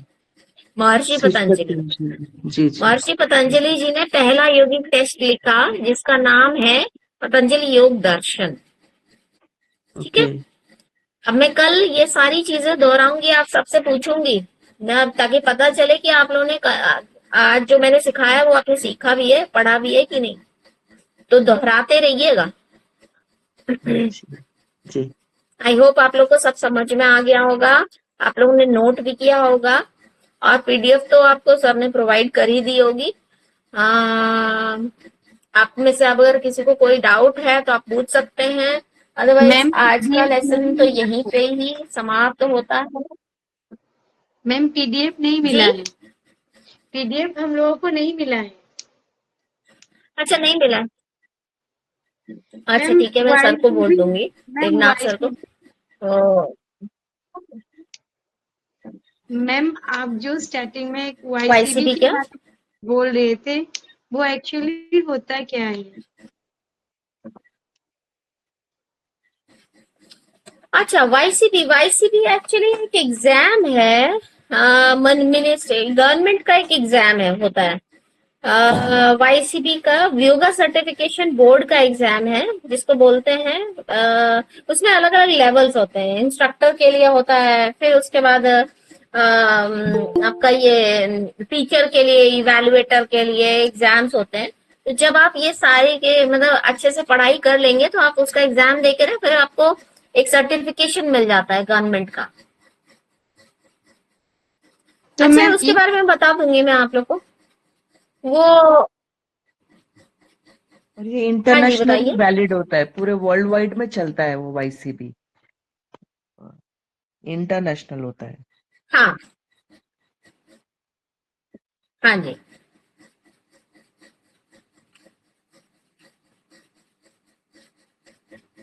तो मैम वाईसीबी ठीक है। मतलब चलिए, आई थिंक आजकल काफी कुछ हो गया।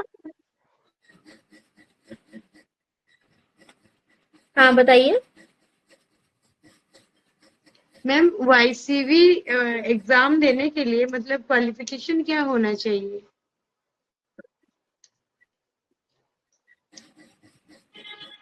क्वालिफिकेशन आई थिंक ग्रेजुएशन ही होता है, तो मुझे चेक करना पड़ेगा, मुझे ध्यान नहीं है कि उसका मिनिमम क्वालिफिकेशन कितना होता है। वो मैम आपको बता दूं, मैं आपको बता दूंगी, अगले क्लास में बताती हूँ। ठीक है। Okay, thank you ma'am. ठीक है, फिर आई थिंक आज के लिए काफी है। और आप सब लोग अच्छे से पढ़ाई करते रहिए। आई होप आप लोगों को सब समझ में आया होगा जितना मैंने पढ़ाया आज। और अपना सैटरडे अच्छे से मनाइए। चलिए, अभी हम सब शांति पाठ करते हैं। एक बार हाथ जोड़ लीजिए, हाथ से जपे। कौन कराएगा शांति पाठ आप में से?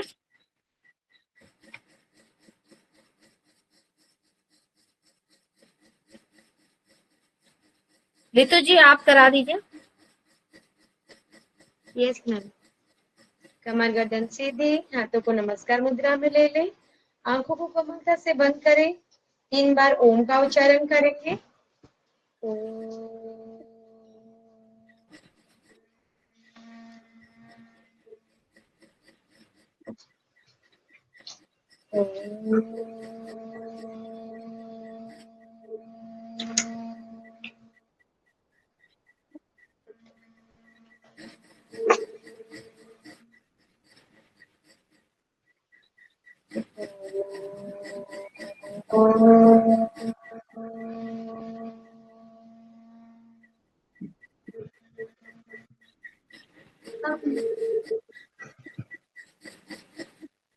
ओम शर्वे भवन्तु सुखिनः, शर्वे सन्तु निरामया, शर्वे भद्राणि पश्यन्तु, मा कश्चित् दुःखभाग् भवेत्। ओम शांति शांति शांति। सर्वारिष्टु शांति भवतु।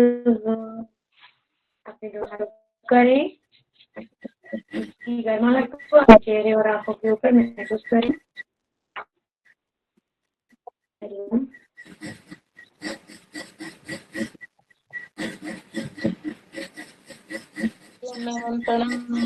धन्यवाद आप सभी का।